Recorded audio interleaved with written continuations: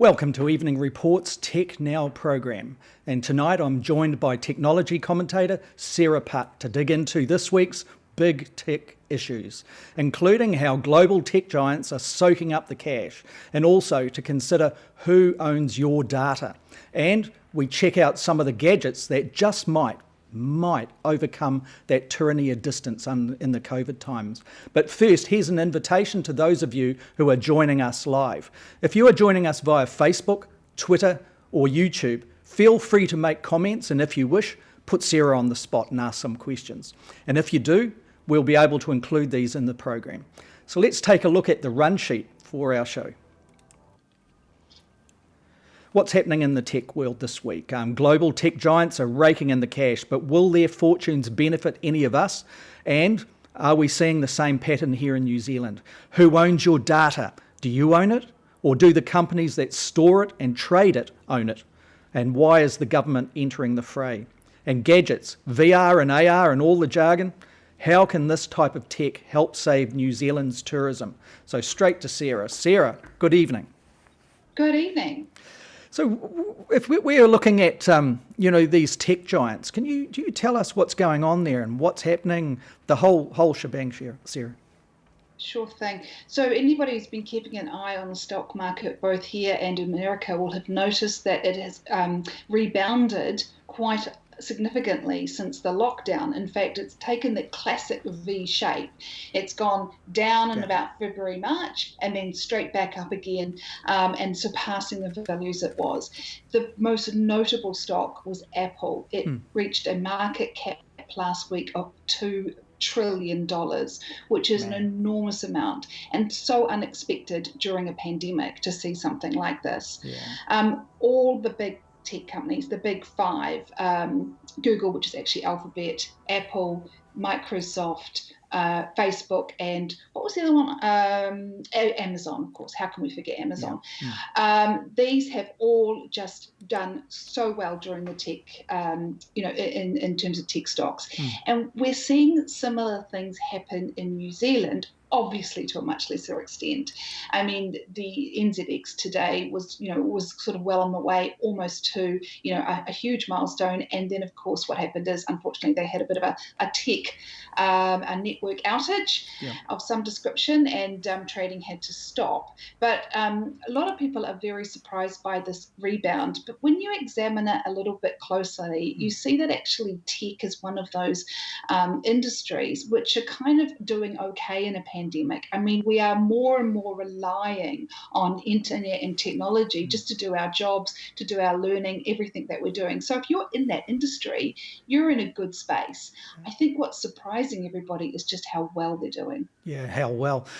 So does this really indicate that we have crossed a line and we are now living in a whole new age, a whole new economy, a whole new experience beyond the COVID kind of issue here, where the old dinosaurs, perhaps the old 20th century type of commodities that they're going? Or do you see that over time that the tech is going to readjust again, and that we'll see other areas like for example, the oil sector and the industry around that rebound?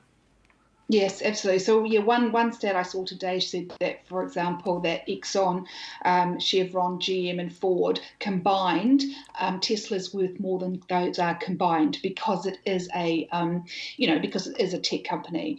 Now, obviously, the way that it's approached to electric cars, etc. Now, what we're seeing is we don't know. I mean, there's a couple of things happening. In a couple of months, we've all got elections. So we've got ours in October. America's got theirs in November. That's going to change things a little bit. Things are going to settle down a little bit, and we're going to find out, depending on who's in charge, what that economic direction might look like. In New Zealand, we're probably it's not that radical.'re not radically different. In America, obviously, the difference between Biden and Trump is huge. So that's all going to affect it. But what we're really seeing, and what is kind of concerning, I think, is this. I talked about a V-shaped economy. Yeah, you before. did. So there's a K. I'm talking about a K. Yeah. So tell us about that. Okay, is this idea that if you're a professional, if you're on the right side, if you've got capital, you're going to be fine. You're going to keep going and riding this wave.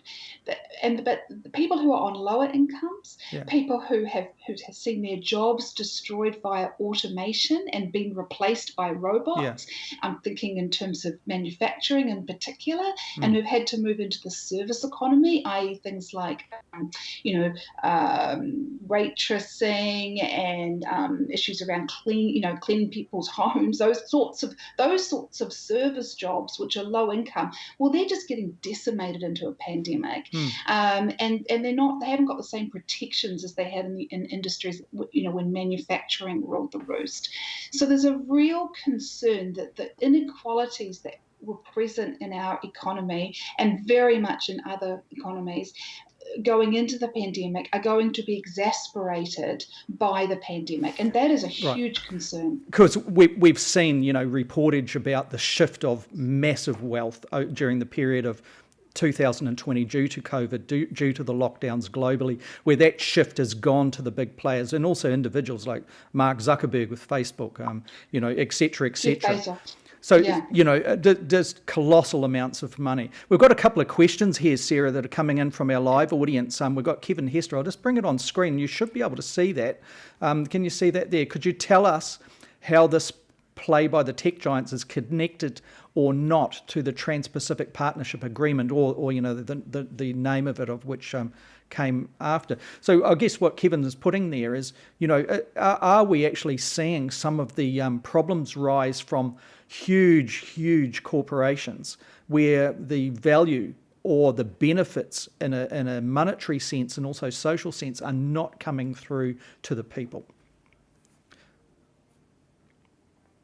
Yes, I think that there is that issue, because we're not having debates about the effect that technology is having on our everyday lives and in our economy. Now, we're being dominated by large companies who, by and large, are setting regulation for themselves.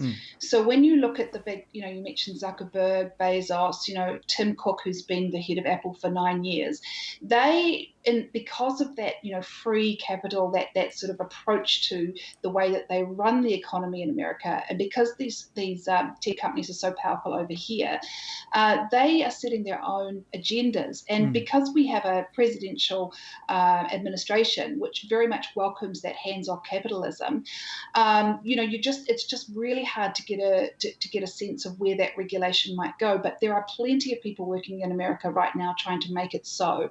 We saw that they were all hauled before Congress a couple of weeks ago. Locally, and we've talked about this in Tech Now, we're not seeing the debate. We're not seeing enough talk about the future of work. We're not seeing what effect automation is going to have on our workforce and on our economy, and possible, inequalities that could result from that. Well, let's pick up. This is really what I want to see in the election coming up. No, it's all great stuff. Sorry to interrupt in some ways. With the future of work, when Labor was in opposition, and we saw a lot of attention coming from Labor, and particularly Grant Robertson, who's now obviously New Zealand's finance minister, actually speaking to that point, organising, interacting with that particular, idea, presenting comprehensive reports relating to it. Do you feel that things have shifted so fast in the tech world that the same kind of initiative really, as soon as the election's out of the way, that we start to embrace that, what is the future of work in the post-COVID environment, considering the economic shift and also the advance of tech during this 2020 year? Absolutely, I really want to see that in some of the policies, and I think I'm going to give the government and all parties, a couple of weeks, because we've had we've seen that the elections had to move back to October. We haven't seen the policy rolls out that we'd like to see, and it's just really a plea to have this discussion, because I don't think anybody in this country wants to see the kind of inequality that we're seeing over in America right now, and it's just very destabilizing. And there is so much coming on board. There are so many things that we need to think about and discuss as a society, and I think a K-shaped recovery is not good for anybody long term. I'll just go to our page where we can have a look at a little bit of what's going on around the internet on this very issue. It's on Evening Report actually. Our primary site here. The Conversation has put out a piece today where it's from research fellow there who specialises in cyber security at Deakin University in Australia, and they're looking at all of this, what we're talking about, but perhaps taking quite a sinister approach in some ways, and looking at your data and digital kind of investment, if you like, in the whole thing. And we can perhaps pick up best that particular type of discussion that's going on at the Conversation when we look at our second point. But before we do, let's just have a look at, for example, go across to the barons.com site. This primarily looks at stock market and values and things like that. And they're trying to analyse and make sense of what you were talking about, this huge shift that is going on in the New York Stock Exchange, the Dow Jones, NASDAQ, etc., etc.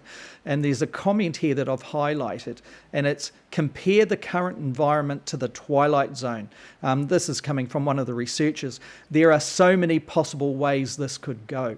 And I guess what I'm highlighting there and why it stood out to me, Sarah, is that cautionary tale that some of us that can remember the late 1980s, where people were investing with zest into the stock market, in particular hot properties, found that the whole thing came out from underneath them. And many ordinary people around the world, including those in New Zealand, really suffered at the hands of this reef fish type of mentality where things can go so hot, but then they take off in another tangent, and you're left with a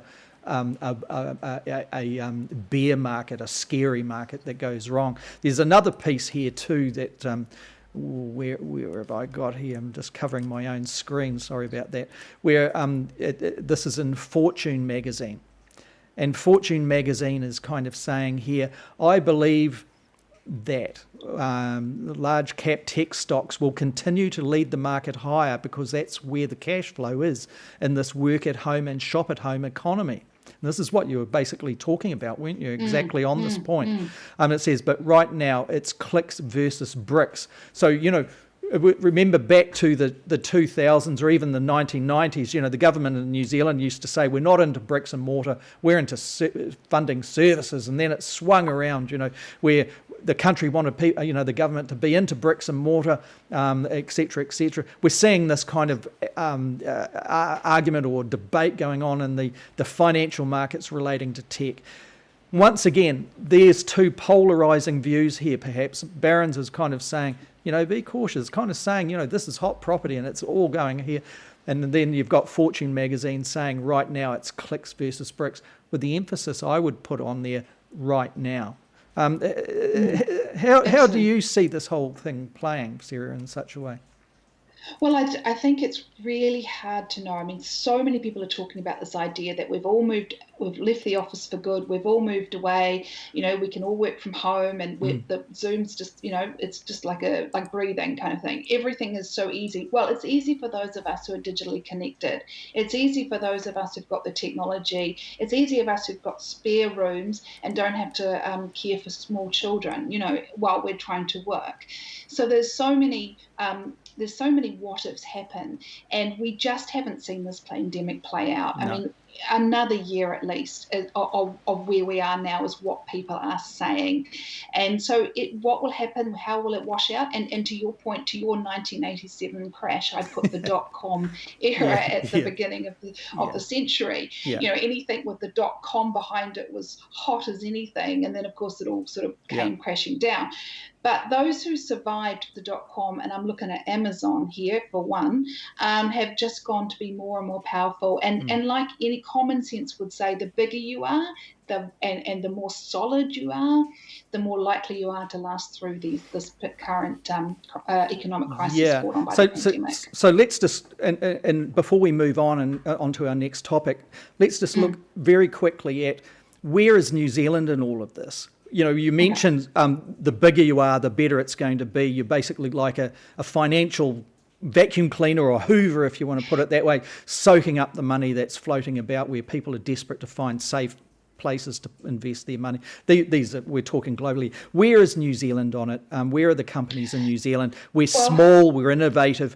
Is there a place for us? Well, that's where people are. That's where you've got to look, right? And so MB, Ministry of Business, Innovation, Employment, put out a discussion paper this month because they're looking at putting together what they call a digital industry transformation plan around technology, and it's a mixed bag. So if you're in IT and in services, then it's about a 15% hit. Apparently, like whilst people still need all the tech going, a lot of projects have been put on hold. If you're in software as a service, and I'm thinking something like your Xeros or your PushPay, and PushPay is that really innovative. It's mostly serves. It's 95% export. Mostly serves the American evangelical market. It's a SaaS product, so it's a monthly subscription, and basically it's tithing for churches, and it's done extreme. It's one of those examples of a tech company that's done very well during the pandemic because it became the lifeline for those communities. And it saw exactly like the others, the V shape. It went way down February, March on the stock exchange. It's listed on the NZX. It went straight back up again. Right. So very interesting company. So those sorts of companies are doing okay, and they're sort of in the halo of tech. But but for other people, like the services part of things, it's a mixed bag. Yeah, true. I mean, I'm running a tech company myself, and what I'm finding is content that's being exported overseas is returning around about 20% more per item than what it was prior to the COVID lockdowns. And I think really what's happening there, I think, is there are fewer there are fewer content providers in that global information area, if you like. And so your work gets exposed to more eyeballs. That's where I was trying to go with it. Okay, let's take a quick show off my transitions and things like that. I just want to thank some of the people who are interacting here in the live situation before we do. There's Kevin, there's Debbie. Debbie's actually from my primary school. We went to primary school, intermediate school, high school together, and she's said a big kia ora e hoa. So, hello. My friend message there. Kevin's there. Alan's making some excellent comments, and this latest one I'll just illustrate here. And these are coming in live. People on Facebook and Twitter in particular can make their comments and be interactive in the program, and also put questions to you should they wish to. So let's go to that transition and pick up who owns your data. Do you own it? Do the companies that store it and trade it own it? And why is the government entering the fray on this big issue? Okay.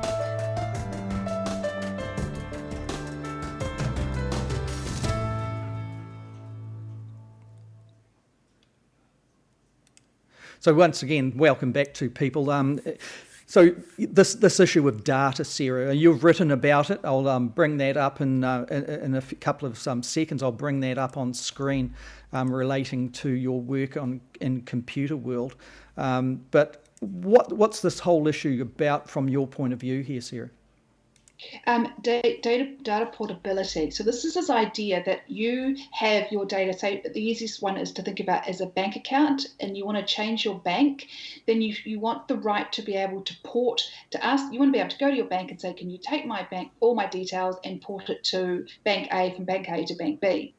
Now, at the moment, there is no legal onus on your bank to do that. So they don't necessarily have to do it. And what we need is a consumer data portability. So we're looking at a consumer data right, which would basically put the onus onto the businesses to move your data from one to the other. And as you can see, this would open up all sorts of competition and innovation. Now, if you're a business and you do work in Europe, you'll be very familiar with the fact that you are legally required to enable data portability. It's baked into their GDPR, that's their privacy regulation, but it's not baked into ours. This is despite the fact that the Privacy Act is going to got a new one coming in at the end of the year, which gives the Privacy Commissioner a lot more power.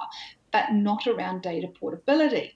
So what MBIE's done is they've put out a document for consultation, and they're saying, let's do a consumer data right like the Australians put into law last year. And we'll do it very similar to what they're done. And that way we can sort of align a trans-Tasman type legislation. And that actually works, I think, quite well when you think that our big banks, the 4 big banks, are all owned by Aussie banks. Yes.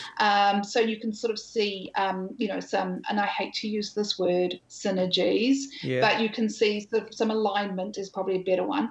And so basically, what will happen once we get this consumer data right, and we're talking 3 or 4 years down the track, because this paper's being prepared, it's got to go out to consultation, and then the next government has to go through all the hoops to get it passed. And data rights don't tend to sort of float to the public imagination like some other things in this world. So it is a bit of a long road ahead, but it will enable things like open banking. And open banking is this idea that instead of you're answering the questions I'm going to put to you. So let's hone in on that. What exactly is this open banking concept that you're talking about?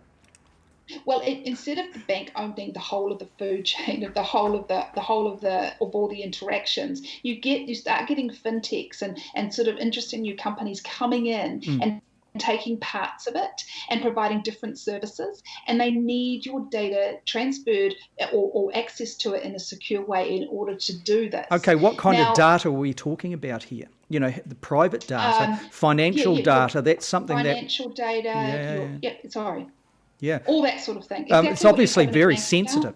Yeah. So what's this deal with it potentially being shared amongst other fintechs? Oh no, it would provide them with access in a secure right. So at the moment, if a fintech wants to provide a new service, they have to do lots of bilateral agreements. They have to go to one bank and then another bank and then another.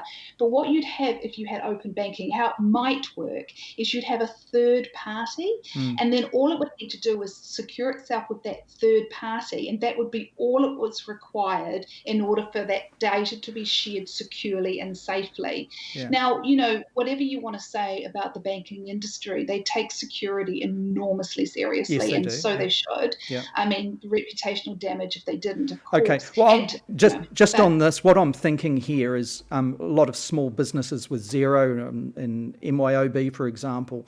Yeah. When you set up your software as a service account with those respective 2 players, I'm just honing in on those 2 here. You alert the bank, you allow the bank to basically send your financial data to that software, yeah? And so this is the kind of thing that you're talking about, where there's trusted brands, you believe that it's going to be secure, but you allow this interaction between the 2 to be able to benefit you. Is that summarising what you're saying?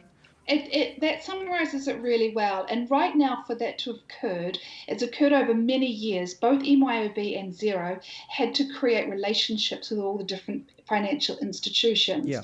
And I mean, without going into too much detail, that's sort of what's had to happen. So it's really difficult for other businesses to come into that field, into that world. Yeah. It's not just open banking, although that's probably the first cab off the rank. Yeah.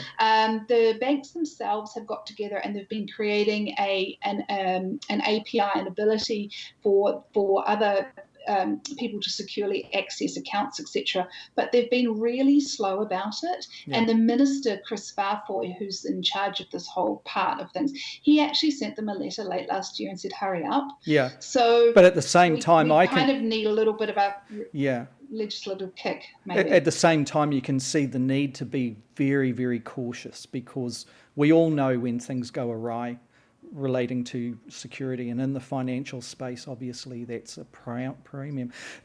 One question here, Sarah, if there is now movement toward finding remedy or solution, what is the problem that we have there in existence right now? So at the moment, Yeah, I'm doing a reverse kind of juxtapositioning. So if there's endeavours by, the banks, the government to actually provide a solution where there's security around this, where there's a coordinated effort, there's obviously framework kind of things relating to it and policy wrapped around that. The concern, I suppose, you would have from outside the tech insider point of view would be, what's wrong with now? Well, at the moment, it's very different. You're kind of, in order to create a solution that's different, and maybe you want to provide a budgeting tool. You want to be able to provide people with a budgeting tool. What they either doing is they either have to go to each bank and create, particular agreements, and then they have to market it, and it's very difficult to get that out into the marketplace. Yeah. And so there's all these sort of barriers in their way. And then the other thing that the MB paper notes is that this thing called screen scraping. So basically people are accessing a third-party app, and when they do that, they are actually in breach of their banking terms and conditions. So they're actually almost in order to access these services, what they're actually doing is they're actually having to do something illegal, which means that they might not have the protections that they should have. Right. So there's all sorts of things going on already. People are trying and bursting at the seams to offer value and innovation and competition. They're being held back because we don't have the method and the framework in place to make that happen safely and securely, unless they've got a huge amount of momentum behind them. Okay, so we'd expect, irrespective of the outcome of the New Zealand elections, there's going to be some real fast movement on this type of thing. Oh, I'd like to see it. And it's not just banking, it's electricity, it's all sorts of different industries. Insurance is another one. Let's scoot along. We've got a couple of questions here from Alan. The first of the two, I'll just bring up on here on screen. You should be able to read that, but I'll say it anyway. Given the abuses we've all seen regarding data security, how does New Zealand avoid surveillance capitalism? So is that... I'm not sure where Alan's coming from that perspective. Is he saying that he's concerned about security risks? Well, let's just see. He's giving some, he's saying here, it's a phrase coined by this man here, highlighting various indiscriminate third-party use.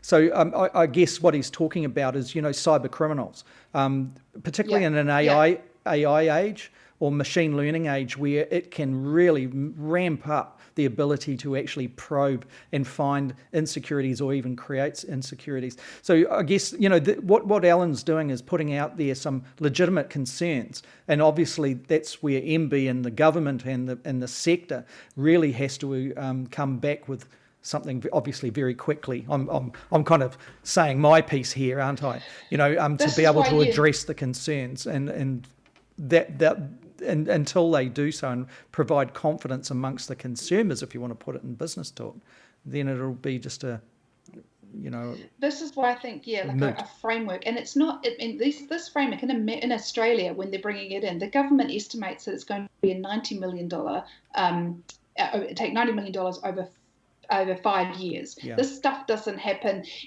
There's a lot of people spending a lot of time and a lot of, and I completely see where Alan's coming from. That's why things like this need to be agreed to. They need a framework. They need proper regulation behind them. Yeah. And to breed that confidence amongst people and the industry. Yeah.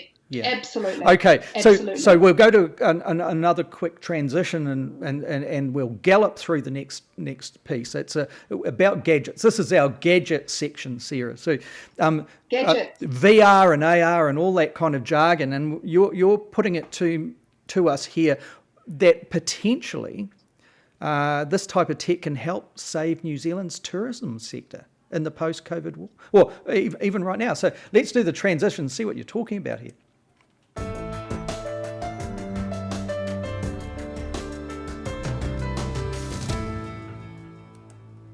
Okay, Sarah. So what's this on the gadget kind of theme here? What's virtual reality and augmented reality got to do with New Zealand tourism? Well, interesting new technology being developed up at the Auckland University by Professor Mark Billinghurst and his team at the Empathetic, let's see if I got this right, the Empathetic Computer Lab. And basically what he's looking at is this idea that people would pay from halfway across the world, say $20, $30 to tour through a New Zealand attraction. Let's take the Auckland Museum. That's an easy one. And so they would basically book a tour. They would join a tour group, maybe them virtually, and a guide would just simply armed with a 360-degree camera and a tablet and the software that he's created would just be able to walk through and just take them on a tour of the museum. And people who are on that tour could ask questions, and it would pop up on the screen and say, can you show me a little bit more on that, what, etc. Just as you would if you were in real life. That's seriously cool. And I know that, in the last lockdown, I was getting links, URLs really, to different museums, particularly in Europe, where something similar to this was happening. It was a virtual tour of the museums and things. Marietta Gross, for example, is a friend of mine that lives in Vienna and is an Austrian by birth and citizen. And she gave me a great big list of all of the museums around the world. You're saying that this type of technology can go further, not just like the pure New Zealand, 100% pure New Zealand brand type movies that you'd see on aircraft and that type of thing when you're coming into New Zealand. You're saying, let's take this out. Let's really roll out the carpet on this and see what kind of niche we can actually build for New Zealand in all parts of our culture and society. Absolutely. And as we get through this ghastly pandemic and we get to the end of it, there will be people who can't afford a long-haul flight to New Zealand, who maybe do want to explore places. Imagine if you had like a fibre connection through to the Waitomo Caves, and even when 5G comes on board and you have that much better connectivity, and so you can sort of take it outside and be a bit more and go into more remote places. I mean, the possibilities are endless, and you can see businesses sort of adapting to the virtual world and what that would look like. And I mean, and as Mark said, you could almost have a 24/7 business. I'd like to think that you had you didn't sort of work the whole time yourself, so you could have like your people coming in during the day, and then in the evening you could be running virtual tours for people in America, Europe. A really fun example is, and if you go onto the article that you showed up before, is the Faroe Islands, which is this very remote group of islands between Norway and Iceland. And they have quite a fun one. They had people wearing GoPros, and the islands are beautiful. I think they're very beautiful, like the South Island is beautiful. And they had these people just going out, and you could actually, it was very kind of rudimentary about what you could make them do. You could just say, could you turn left, could you turn right, and then they had a jump button, which was quite fun. But it's just a really good example of the type of experience that you might be able to have. Now, when we think about VR, we think of those headsets. This is not for a headset. This is just so everybody could use it from their basic PC from home as a punter, and then, as I said, a camera and a tablet, a $2,000 investment, and then obviously there's the software to run on top of that. So they're trying to make it as cheap and as accessible as possible to as many tourism operators as possible. Okay, that sounds really seriously cool. I mean, from the point of view of, you could do this approach, you can see the technology exists. With a bit of stimulation, you've got a potential overseas market. You can show exactly what you've got, like a promo, but then take it further, like what you were saying, give them the real deal virtually. You can see this actually playing out in all sorts of different areas, from the point of view of sport even. Where you slap on your virtual reality glasses, and hopefully the technology's advanced compared to when they first came on the market, where basically people were puking, wearing them. Yes, that's never happened to me, but I've always found them quite an uncomfortable experience. Although I imagine that they do sort of. Yeah. You can imagine a time when they would be kind of a little bit better, but this particular experience that the Auckland University is doing doesn't have the headsets. Right. But I can see as the idea is that everybody should be able to use the tech that they already have. Yes. He had actually been working on something for experts to try to, you know how like sometimes there are certain industries where you have to get a very specialist skill, Yeah. and you have to fly people over, I mean, pre-COVID. Yeah. And they had been working at something like that. So very, very, high definition type technology, but they pivoted with COVID. And now they're in discussions, he says, with some food and beverage companies to roll this thing out, hopefully after trials in October. All right. Well, maybe something that we keep an eye on, and in our gadget section.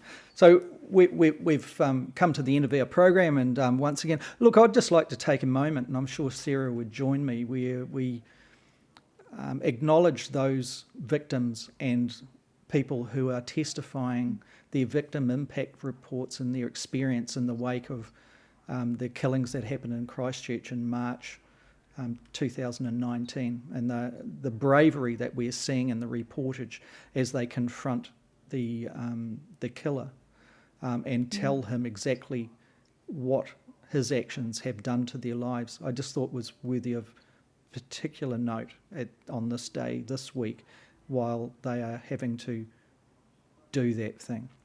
So with that said, I'd just like to say thank you, Sarah, and for everyone out there, take care. Goodbye.